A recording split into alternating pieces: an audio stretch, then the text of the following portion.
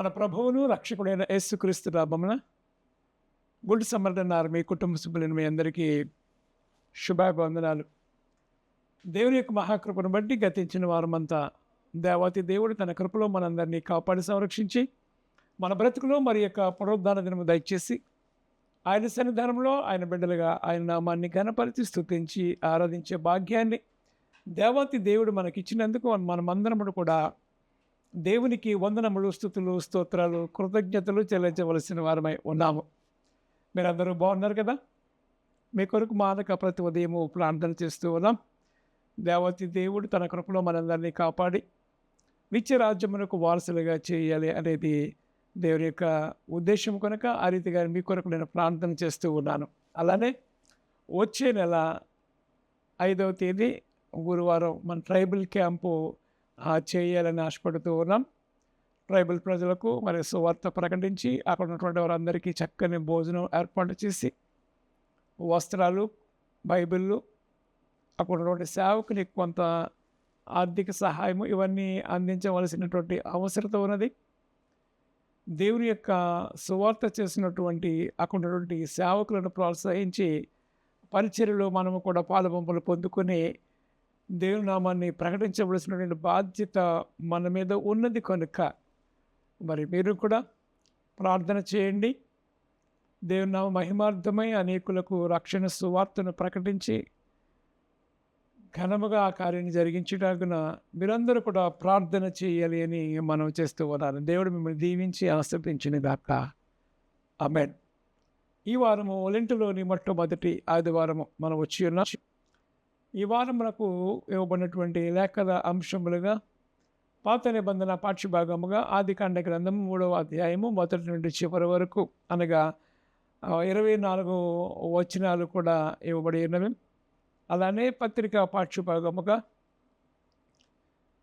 పరిశుద్ధుని నుండి యాకోబు గారు రాసినటువంటి పత్రిక 1వ అధ్యాయము 12వ వచనము నుండి 15వ వచనం వరకు, అలానే సువార్త పాఠ్యభాగముగా పరిశుద్ధుడైన లూకా రాసినటువంటి సువార్త 22వ అధ్యాయము 24వ వచనం మొదలుకొని 32వ వచనము వరకు ఉన్నటువంటి లేఖన భాగములు ఈ వారము మనకు పాఠ్యాంశములుగా ఇవ్వబడి ఉన్నవి. వాక్యమును ధ్యానించడానికి ముందుగా ఆత్మదేవుని సహాయము నడిపింపు కోరుకుందాం. కృపయు కనికరము గల ప్రియ పరమ తండ్రి, వందనములు, స్తుతులు, స్తోత్రులు అయిన దేవుని కృపను బట్టి ఉదయకాల సమయంలో వారి యొక్కసారి నీ పాసనలకు వచ్చి ఉన్నాం. ఇంతవరకు నీ కృపలో మమ్మల్ని కాపాడినందుకు వందనాలు. దేవ 10 నిమిషములు నీ వాక్యమును ధ్యానింపేంటుండగా నీ ఆత్మచేత నన్ను మమ్మ నింపి నడిపించండి. నా నోటి మాటలను హృదయ ధ్యానం నీ దృష్టికి అంగీకారముగా చేయమని మహిమ పొందుకోమని ప్రియకుమారుడు రక్షకుడైన యేసుక్రీస్తు నామమున ప్రార్థించి వేడుకొనుచున్నాము తండ్రి. ఆమేన్. లెంటులోని మొట్టమొదటి ఆదివారం కొరకు ఏర్పాటు చేయబడినటువంటి లేఖనములు మనము పరిశీలన చేస్తూ ఉంటున్నప్పుడు పత్రిక, సువార్త, పత్రిక, పాత నిబంధన ఈ 3 లేఖనాలు మనము పరిశీలన చేస్తూ ఉంటున్నప్పుడు ఇవ్వబడినటువంటి అంశము ఏమిటి, ముఖ్య అంశము అని ఆలోచన చేస్తూ ఉంటున్నప్పుడు శోధనను ఎలా జయించాలి, ఈ శోధన ఎక్కడి నుంచి వస్తుంది, ఎవరు శోధిస్తారు అనే ఆలోచన.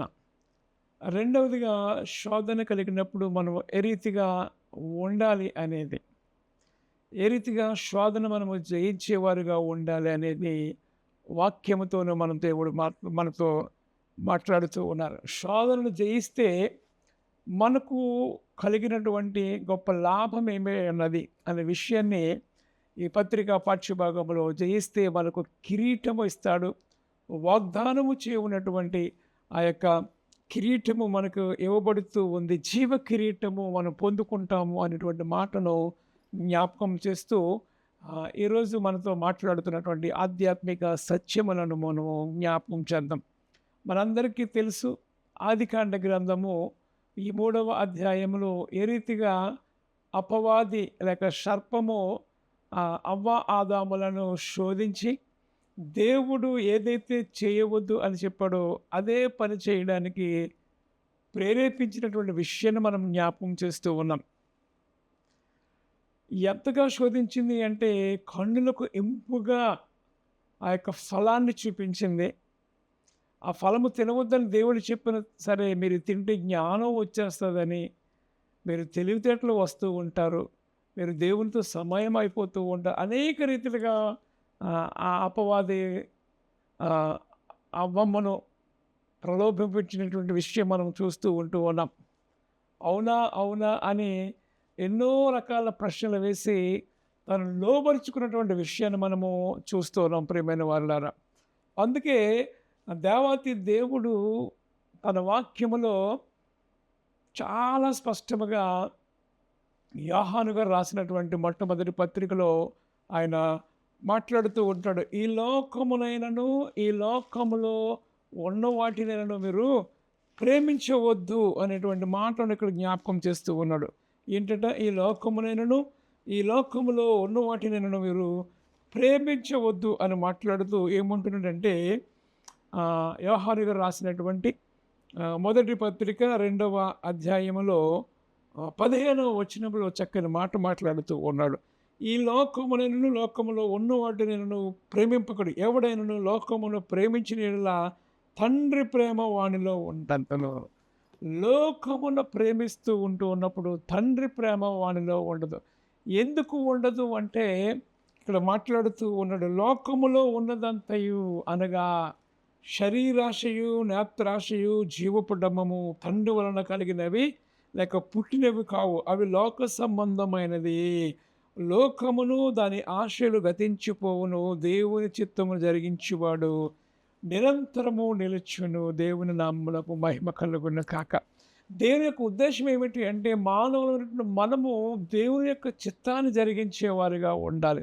To do the will of God. దేవుని యొక్క చిత్తం ఏమై ఉన్నది అని మనం పరిశీలించుకోవాలి. ఇది ఈ రీతిగా మనం చేయటం వలన మనం దేవునికి ఇష్టముగా మనం ఉంటున్నామా, దేవుని నామాన్ని ఘనపరిచేవారుగా మనం ఉంటున్నామా, లేక దేవునికి దుఃఖమును ఆయాసమును కలగజేసేవారుగా మనం ఉంటున్నామా అనే విషయాన్ని మనము జ్ఞాపకము చేసుకోవాలి. చాలా చక్కగా మాట్లాడుతూ ఉన్నాడు. ఈ లోకంలో 3 విషయాలు ఉంటాయి: నేత్రాశ, శరీరాశ, జీవపు డమ్మం. ఇక్కడ మనము ఆలోచన చేస్తూ ఉంటున్నప్పుడు ఆదికాండ గ్రంథములో నేత్రాశ, చూడాలి అనేటువంటి ఆశ కలిగించే రీతి కనులకు ఇంపుగా ఆ పండుగ తినాలి అనిపించేది కోరిక పుట్టింది. చూసింది తినాలి అనేటువంటి ఆశను అపవాది పుట్టించినటువంటి విషయాన్ని మనం జ్ఞాపకం చేస్తూ ఉన్నాం. ఏదైతే తినేసి దేవునికి దూరం అయిపోయిందో ఆ విషయాన్ని ఆలోచన చేస్తూ ఉంటున్నప్పుడు మనం జ్ఞాపకం చేసుకున్న విషయం ఏమిటంటే శోధనలు ఇలాగూ వస్తూ ఉంటాయి. ఏ శోధన ఎక్కడి నుంచి వస్తుంది, ఎవరి ద్వారా వస్తూ ఉన్నాయి అని ఆలోచన చేస్తూ ఉంటున్నప్పుడు దేవునితో సహవాసము కలిగి పరిశుద్ధముగా పవిత్రముగాను జీవించాలి అని ఎప్పుడైతే మనం తీర్మానం చేసుకుంటూ ఉంటామో అప్పుడే శోధనలు ప్రారంభమవుతూ ఉంటాయి. అంతవరకు నీ గురించి సాతాను అస్సలు పట్టించుకోదు. ఎప్పుడైతే దేవుని చిత్తాన్ని జరిగించే వ్యక్తిగా నీ ఉండాలని ఆశపడుతూ ఉన్నావో అప్పుడే నీ మీద ఫోకస్ కూడా అది చేస్తూ ఉంటుంది. అయినప్పటికీ కూడా దేవుడు తన వాక్యమును మనకు జ్ఞాపకం చేస్తూ ముందుకు పోవడానికి తన కృపను చూపుతూ ఉంటాడనే విషయాన్ని మనం జ్ఞాపకం చేసుకోవాలి. సాతాను శోధన దేవునికి దూరం అయిపోయే రీతిగా శోధన తీసుకొస్తుంది. జ్ఞాపకం చేసుకోవాలి. శోధన 2 రకాలు. ఒకటి దేవుడు పెట్టే శోధన, అది దేవునితో మరింత దగ్గరగా అయ్యే శోధనగా ఉంటూ ఉంటుంది. రెండవది అపవాది పెట్టే శోధన దేవుని చిత్తానికి వ్యతిరేకముగా మనల్ని చేసేలా ప్రేరేపిస్తూ ఉంటుంది. ఇది శోధన ఎలా ఉంటుంది అనే విషయాన్ని మనం జ్ఞాపకం చేసుకుంటూ ఉన్నప్పుడు, వాక్యమును మనం పరిశీలన చేస్తూ ఉంటున్నప్పుడు ఇవి మనకు అర్థమవుతూ ఉంటాయి. ఏ శోధన ఎలా వస్తూ ఉందని. దేవుడు అబ్రహామును శోధించాడు. దేవుడు అబ్రహామును శోధించినప్పుడు అతని విశ్వాస పరీక్షలో అతను నెగ్గాడు. దేవుడు అబ్రహామును పరిశీలన చేసినప్పుడు నెగ్గిన తరువాత, దీనివల్ల నీవు నాకు భయపడే వ్యక్తిగా, నా మాటలు నా చిత్తాన్ని జరిగించే వ్యక్తిగా నేను నిన్ను అభినందిస్తూ ఉన్నాను, గుర్తిస్తూ ఉన్నాను అని అబ్రహామును ఎంతగానో మెచ్చుకోవడం. కొన్ని నెలల క్రితం మనం ఈ వచనాన్ని ధ్యానం చేశాం. అబ్రహాము విధేయత, దేవుని ఆశీర్వాదము లేక దేవుని దీవెన అనేటువంటి టైటిల్ ద్వారా మనము ఈ మాటలు జ్ఞాపకం చేసుకుని ధ్యానం చేయడం జరిగింది. ఎప్పుడైతే అబ్రహాము దేవుని చిత్తాన్ని జరిగించేవాడుగా ఉన్నాడో అప్పుడు మరలా అబ్రహామును దేవుడు పరిశోధించాడు. లేక లేక వాగ్దానం ద్వారా చేయబడినటువంటి వ్యక్తిని దేవాతి దేవుడు తనకు బలి అర్పించబడ్డం అయినప్పటికీ కూడా దేవుడు ఏదైనా చేస్తాడనేటువంటి విశ్వాసం కలిగి దేవుని చిత్తాన్ని జరిగించేవాడుగా ఉన్నాడు. తన కుమారునికి మొదలుగా అక్కడ గొర్రెపిల్ల రావడం ఇవన్నీ మనందరికీ తెలుసు. ఆ రీతిగా ఆ శోధనను అతడు ఎదుర్కొని దేవుడు ఇచ్చినటువంటి ఆశీర్వాదాన్ని పొందుకోవడానికి అవకాశం ఉంది. ఇది దేవుడు ఇచ్చినటువంటి పరీక్ష.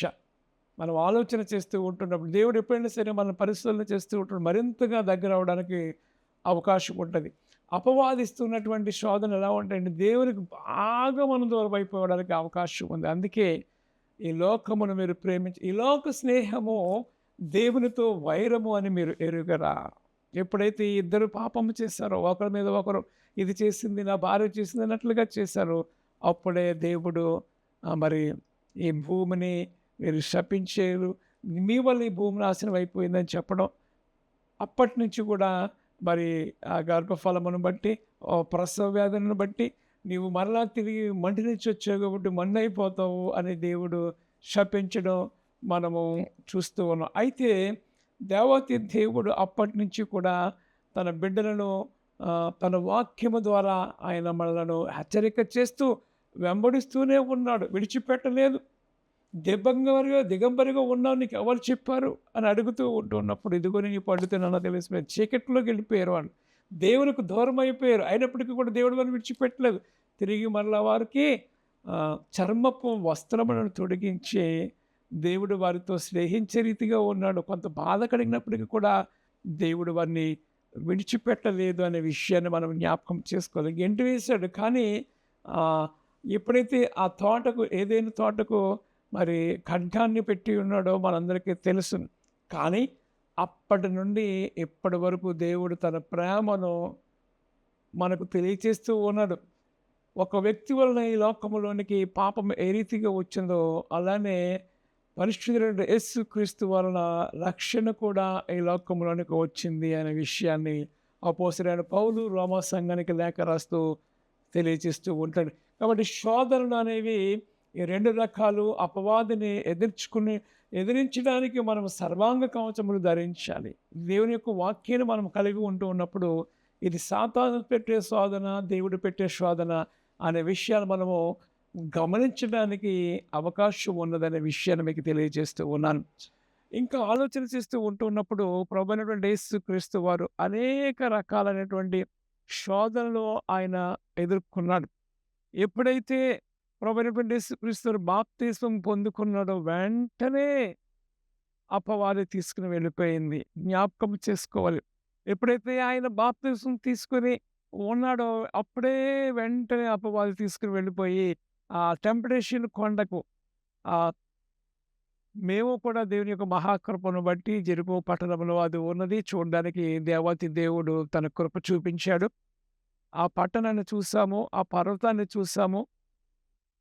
ఎంతో భయంకరమైనటువంటి ఆ పరిస్థితుల్లో అక్కడ ఉన్నటువంటి వాతావరణం అన్నీ కూడా చూసాం. ఆ కొండ మీదకి తీసుకెళ్ళిపోయి జెరికో పట్టణం అంతా చూపించేసింది. ఇదిగో ఈ పట్టణం అంతా నీకు ఇచ్చేస్తూ ఉంటాను, నాకు నమస్కారం వచ్చేయి, నీవు దేవుని కుమారుడు అయితే ఈ రాళ్ళను రొట్టెలుగా చేయండి. అంటే తన మాటకు లోబడిపోతాడేమో యేసయ్యా అనే రీతిగా అపవాది టెంప్ట్ చేసింది. అప్పుడు కూడా యేసుక్రీస్తు వారు వాక్యాన్ని జ్ఞాపకం చేశాడు. మానవుడు రొట్టె వలన కాదు కానీ దేవుని నోటి నుంచి ఒక వాక్యం వల్ల జీవిస్తాడు అని అపవాదిని ఎదిరించాడు. అపవాదికి వాక్యము చెప్పాడు. దేవదూతలు వచ్చి నన్ను కాపాడుతాయని. వాక్యం అంతే 91 కీర్తన మనందరికీ తెలుసు కదా. 91వ కీర్తన, మహోన్నతిని చాటు నివసించేవాడు, సర్వశక్తిని విశ్రమించేవాడు, వేటగాని నుంచి ఆయన నన్ను తప్పించను ఇవన్నీ చూస్తూ ఉంటున్నప్పుడు దేవుడు తన ప్రజలకు ఇస్తున్నటువంటి ప్రొటెక్షన్ మనం జ్ఞాపకం చేసుకోవాల్సిన. దేవుడు తన ప్రజలకు ఇస్తున్నటువంటి వాగ్దానం ఏదైతే ఉన్నదో అవన్నీ కూడా నెరవేరుస్తూ ఉంటాడు. నిన్ను గురించి తన దూతలకు ఆజ్ఞాపిస్తూ ఉంటాడు. నీ పాదంలో రాయి తగలకుండా అన్ని తెలియజేస్తూ ఉంటాడు. పరిశుద్ధాత్మ దేవుని పని ఏంటంటే మనలను సరైనటువంటి మార్గంలో నడిపించడమే దేవుని యొక్క పని. సర్వసత్యములోనికి పరిశుద్ధాత్మ దేవుడు మనం నడిపిస్తూ ఉన్నటువంటి మాటలు మనం చూస్తూ ఉన్నాం. కాబట్టి జయించేవారిగా ఉండాలి. సాతానును జయించినటువంటి యేసు క్రీస్తు, "ఓ మరణమా నీ ముల్లెక్కడా" అని అడిగినటువంటి వాడు, అపవాదిని జయించి లేచినటువంటి యేసు క్రీస్తు వారు. పునరుద్ధరణ శక్తిని మనం పొందుకున్న వారిగా మనం ఉండాలనేటువంటి మాటను జ్ఞాపకం చేస్తూ ఉన్నాం ప్రియమైన వారులారా. శోధన గురించి. యాకోబు పత్రిక కూడా ఈ శోధన గురించి మాట్లాడుతూ, "శోధన సహించువాడు ధన్యుడు" అని మాట్లాడుచు, అతడు శోధన నిలిచినవాడై ప్రభువు తన్ను ప్రేమించు వారికి చేయబడినట్లు వాగ్దానం ఏదైతే ఉన్నదో, తన్ను ప్రేమించిన వారికి వాగ్దానము చేసిన జీవ కిరీటము పొందును. దేవుని మనకి మహిమ కలుగును గాక. వాగ్దానము చేసిన వాడు నమ్మదగిన వాడు, పిలిచిన వాడు నమ్మదగిన వాడు. తన పిలుపులకు నీవు లోబడుతూ ఉంటున్నప్పుడు నీకు తన దేవదూతలు ఆజ్ఞాపిస్తూ ఉంటాడు. ఎప్పటికప్పుడు నిన్ను సరిచేయడానికి నడిపిస్తూ ఉంటాడు. వాక్యం ద్వారా మాట్లాడుతూ ఉంటాడు. కళ ద్వారా మాట్లాడుతూ ఉంటాడు. సేవకుల ద్వారా మాట్లాడుతూ ఉంటాడు. ఇది సరైనదా కాదా? ఈ శోధన ఎందుకు వచ్చింది? ఎక్కడి నుంచి వచ్చిందనే విషయాన్ని కూడా మనం జ్ఞాపకం చేసుకోవాలి. ఒక్కొక్కసారి మనం శోధనలో పడిపోతూ ఉంటున్నప్పుడు మనము జ్ఞాపకం చేసుకోవాలి ఇది ఎక్కడి నుంచి వచ్చింది అని. వెంటనే తిరిగి మనం ఆహ్, పడిపోయినటువంటి స్థితిని బట్టి మనం మరలా వెనక్కి రావాలి అనేటువంటి విషయాన్ని జ్ఞాపకం చేస్తూ ఉన్నాడు. అందుకే అంటాడు, "మీరు క్రీస్తుతో కూడా లేకపోయిన వారైతే పైనున్న వాటిని వెతుకుడి." పైనున్న వాటినే వెతకాలి. అక్కడ క్రీస్తు పరలోకమందు తండ్రి ఎప్పుడు పార్శ్వన కూర్చుని ఉన్నాడు అనేటువంటి మాటను జ్ఞాపకం చేస్తున్నాడు కొలస్సీ పత్రిక ద్వారా. శోధన, శోధన మనం జయించాలి. అందుకే అంటాడు, "జయించు వానిని నా దేవుని రాజ్యములో స్తంభం వలె చేస్తూ ఉంటాను. జీవజలముల ఫలాలను అనుభవిస్తూ ఉంటాడు" అనేటువంటి మాటను జ్ఞాపకం చేస్తూ ఉంటాడు ప్రియమైన వాళ్ళ. ప్రకటన గ్రంథములో ఆ 7 సంఘాలకు లేఖ రాస్తూ జయించు వానిని, జయించు వానిని, జయించు వానిని అనేటువంటి మాటని జ్ఞాపకం చేస్తాడు. ఎలా మనం జయించాలి? ఎలా మనం జయించాలి అని ఆలోచన చేస్తూ ఉంటున్నప్పుడు గలతీ పత్రికలో పౌలు మాట్లాడుతూ ఉంటాడు. అపోస్తలుడైన పౌలు గలతీ పత్రిక మనం మాట్లాడుతూ ఉంటాడు. 5వ అధ్యాయము 16వ వచనాన. గలతీ పత్రిక 5వ అధ్యాయము 16వ వచనాన్ని మనము ఆలోచన చేస్తూ ఉంటున్నప్పుడు ఇక్కడ అంటాడు, "నేను చెప్పినది ఏమనగా ఆత్మానుసారముగా నడుచుకొనండి." ఆత్మ చేత మనము నింపబడిన వారుగా ఉంటూ ఉన్నప్పుడు, దేవుని వాక్యానుసారంగా మనం నడుస్తూ ఉంటున్నప్పుడు పడిపోవడానికి అవకాశం లేదు. ఇక్కడ ఏమంటున్నాడు, "అప్పుడు మీరు శరీరేచ్ఛను నెరవేర్చరు" అని మాట్లాడుతూ 18వ వచనం అంటాడు, "మీరు ఆత్మ చేత నడిపించబడిన యెడల ధర్మశాస్త్రమునకు లోనైన వారు కారు." ఆత్మ చేత మనం నింపబడాలి. You must filled with the Holy Spirit. పరిశుద్ధాత్మ అభిషేకముతో మనం నింపబడాలి. ఆత్మ వరములను అపేక్షించాలి. అది కోరుకుంటూ ఉన్నాడు పౌలు. కొరింథీ పత్రికలో మాట్లాడుతూ ఉంటాడు కదా! కృపా వరములను గురించి. ఇవన్నీ ఎప్పుడు మనము నిలబడాలి. ప్రభువులో మనం నిలబడాలి అని మాట్లాడుతాడు. స్టెబిలిటీ, స్థిరత్వముగా మనం ఉండాలి. మనం ప్రభువును ఎదుర్కొనేవారుగా స్థిరత్వమైనటువంటి విశ్వాసములో, శోధనలో పడిపోకుండా. అందుకే అంటాడు, పరలోక ప్రార్థన మనం చేస్తూ ఉంటున్నాడు, "శోధనలో పడిపోకుండా మమ్మల్ని కాపాడుము. రాజ్యము, శక్తి, మహిమ నిరంతరము నీవే ఉన్నావు" అనేటువంటి మాటని జ్ఞాపకం చేస్తూ ఉంటాడు ప్రియమైన వాళ్ళారా. కాబట్టి మనము దేవుడు మనకు అప్పగించినటువంటి పనిలో మనం ముందుకు వెళుతూ ఉన్నప్పుడు శోధనలు వస్తూ ఉంటాయి. అయితే దేవుడు మనకి ఇస్తున్నటువంటి విషయం ఏంటంటే, యాకోబు పత్రికలో మనకు కిరీటములు ఇవ్వబోతూ ఉన్నాడు అనేటువంటి మాటను జ్ఞాపకం చేస్తూ ఉంటాడు. శోధన జయించు వానికి దేవాతి దేవుడు ఇవ్వబోతున్నటువంటి ఆ మహిమాన్వితమైనటువంటి కిరీటముల గురించి ఆయన మాట్లాడుతూ ఉన్నటువంటి విషయాన్ని జ్ఞాపకం చేసుకోవాలి. దేవుడు కీడు విషయమై శోధింపనేరడు. ఆయన ఎవరిని శోధింపడు గనుక, ఎవడైనను శోధింపబడినప్పుడు నేను దేవుని చేత శోధించబడుచు ఉన్నాను అని అనకూడదు. చూసారా? దేవాది దేవుడు ఎప్పుడు కూడా కీడు విషయంలో శోధింపని అనడు. ఇది అంటే దేవుడి శోధన మనకు కీడు కలిగించేదిగా ఉండదు. కీడు కలిగించేది అపవాది. అపవాది తంత్రములు ఎదిరించే వారిగా మనము ఉండాలి అంటే సర్వాంగ కవచములు ధరించేవారుగా ఉండాలి. అపవాది పని ఎప్పుడు కూడా ఏంటంటే, మనము దేవునికి ప్రార్థన చేయకూడదు, దేవుని చిత్తాన్ని జరిగించేవారుగా ఉండకూడదు అనేది అపవాది యొక్క ఉద్దేశ్యం. కానీ దేవుడు ఏం చేస్తున్నాడంటే, మనలను నడిపించాలని తన ఆత్మను మనకిచ్చాడు. ఆత్మను సంచుకొనుడు మనకిచ్చాడు.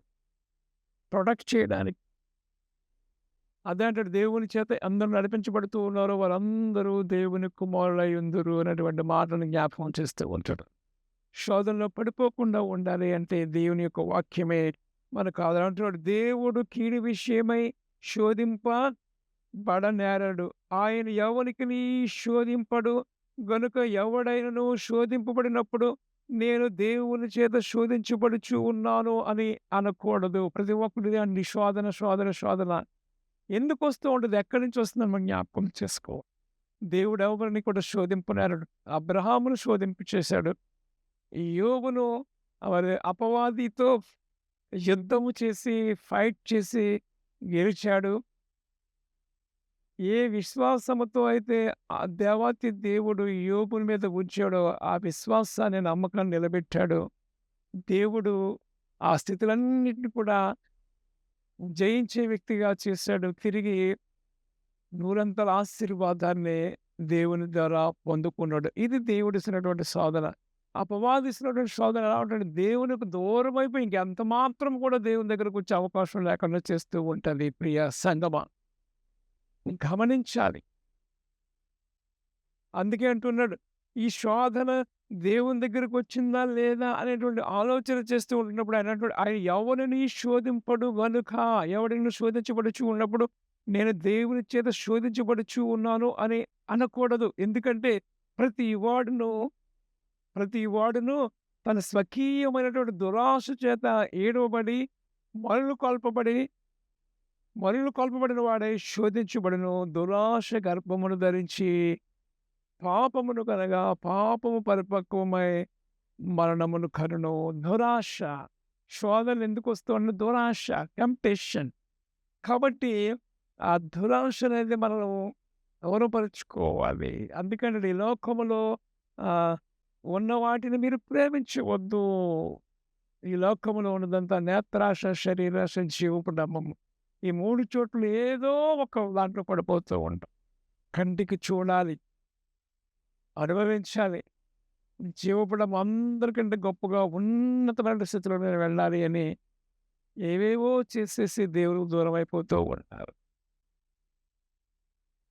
దేవతి దేవుడు మనతో మాట్లాడుతున్నాడు.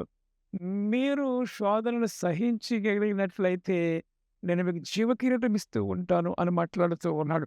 ఇక్కడ మనం చదువుకున్నటువంటి ఈ సువార్త పాఠ్యభాగము ఏదైతే ఉన్నదో లూకా సువార్త 22వ అధ్యాయము 24వ వచనాన్ని మనం జ్ఞాపకం చేస్తూ ఉంటున్నప్పుడు లూకా సువార్త 22వ అధ్యాయాన్ని మనం జ్ఞాపకం చేస్తూ ఉంటున్నప్పుడు అక్కడ శిష్యులు వచ్చినటువంటి అక్కడ వాదన మనం చూస్తూ ఉన్నప్పుడు లూకా సువార్త 22వ అధ్యాయంలో తమలో ఎవడు గొప్పవాడుగా ఎంచబడునో అను వివాదము వారిలో పుట్టింది. చూసారా? అప్పుడే నేను గొప్ప ఒక రకంగా చూడాలంటే జీవపు డంబం ఉన్నతమైన వ్యక్తులుగా తను తాము హెచ్చించుకుంటూ ఉన్నారు ఇక్కడ శిష్యుల్లో కూడా. అక్కడ యేసుక్రీస్తు వారు మందలిస్తూ అరే బాబు మీరు ఇలా పోటీపడ్డ మంది కదా, మీరు దాసులుగా ఉండాలి, సేవ చేసేవారిగా ఉండాలి అని మాట్లాడుతూ ఆయన ఏమంటున్నాడు, అన్యజనులలో రాజులు వారి మీద ప్రభుత్వము చేయుదురు, వారి మీద అధికారులు చేయువారు ఉపకారులు అనబడుదురు. మీరైతే అలా ఉండరాదు. మీలో గొప్పవాడు చిన్నవాని వలన అధిపతి పరిచారకుడు వలె ఉండను. గొప్పవాడేవాడు భోజన భక్తులు కూర్చుండేవాడా, పరిచర్య చేయువాడా?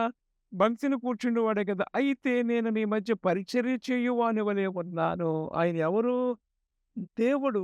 దేవుని కుమారుడుగా ఈ లోకంలోకి వచ్చాడు కాబట్టి నేను ఎలా తగ్గించుకున్నానో అని చెప్పడానికి ఈ మాట చెప్తూ ఉన్నాడు. మీరు తగ్గింపు స్వభావాన్ని కలిగి ఉండాలి, దాసునిగా మీరు పరిచారకులుగా ఉండాలి అనేటువంటి మాటను ఇక్కడ జ్ఞాపకం చేస్తూ ఉన్నాడు. ప్రియమైన వారులారా, అంటున్నటువంటి నేను మీ మధ్య పరిచర్య చేయువాని వలె ఉన్నాను. నా శోధనలో నాతో కూడా నిలిచి ఉన్నవారు మీరే. శోధనలో మీరు నిలిచి ఉండండి. అనేక సందర్భాల్లో మీరు శోధనలో ప్రవేశింపకుండానట్లు ప్రార్థన చేయండి అని చెప్పినటువంటి మాట. శోధనలో ప్రవేశింపకూడనట్లు ప్రార్థన చేయండి అనేటువంటి మాటను యేసుక్రీస్తు వారు జ్ఞాపకం చేసినటువంటి మాటను మనం చూస్తూ ఉంటున్నాం. ఇంకా అంటున్నటువంటి మాట ఏంటంటే, మీరు నాతో పాటు శోధనను జయించువారుగా ఉంటే, మీరు ఇశ్రాయేలు 12 గోత్రాల వారికి సింహాసనముల మీద కూర్చున్నటువంటి ఆధిక్యతను నేను మీకు ఇవ్వబోతూ ఉన్నాను. ఇది చాలా ఉన్నతమైనటువంటిది. గొప్ప ఆధిక్యతను దేవాతి దేవుడు ఆ శిష్యులకి ఇచ్చాడు. ఇశ్రాయేలు ప్రజలకు తీర్పు తీర్చే ధన్యత, భాగ్యాన్ని మనకి ఆ సేవకులకు, శిష్యులకు ఇచ్చినటువంటి విషయాన్ని మనము చూస్తూ ఉన్నాం. ఇంకేమంటున్నాడంటే, సీమోను, సీమోను, ఇదిగో సాతాను మిమ్మును పట్టి గోధుమ వలె జల్లించుటకు మిమ్మును కోరుకును గాని, నీ నమ్మిక తప్పిపోకుండానట్లు నేను నీ కొరకు వేడుకుంటుని. ఇది చాలా ప్రాముఖ్యం. నీ నమ్మిక తప్పిపోకుండా ఉండినట్లు నీ కొరకు వేడుకుంటూ ఉన్నాను అని దేవుడు చెబుతూ ఉన్నాడు. నిజమే. దేవుడు మన కోసం ఎప్పుడూ తన దేవుని కుడి పార్శ్వమున ఆయన కూర్చుండి మన కొరకు విజ్ఞాపన చేస్తూ ఉన్నాడు. రామపత్రిక 8వ అధ్యాయం ప్రకారం. ఆ 8వ అధ్యాయంలో అంటాడు, అటువలే ఆత్మయు మన బలహీనతను చూసి సహాయం చేస్తూ ఉన్నాడు. ఉచ్చరింప శక్యము కాని మూలుగులతో మనం ఎలాగో ప్రార్థన చేయవలెనో మనకు తెలియదు కానీ, ఉచ్చరింప శక్యము కాని మూలుగులతో ఆయనే మన కొరకు ప్రార్థన చేస్తూ ఉన్నాడు అనేటువంటి మాటను జ్ఞాపకం చేస్తూ ఉన్నాను.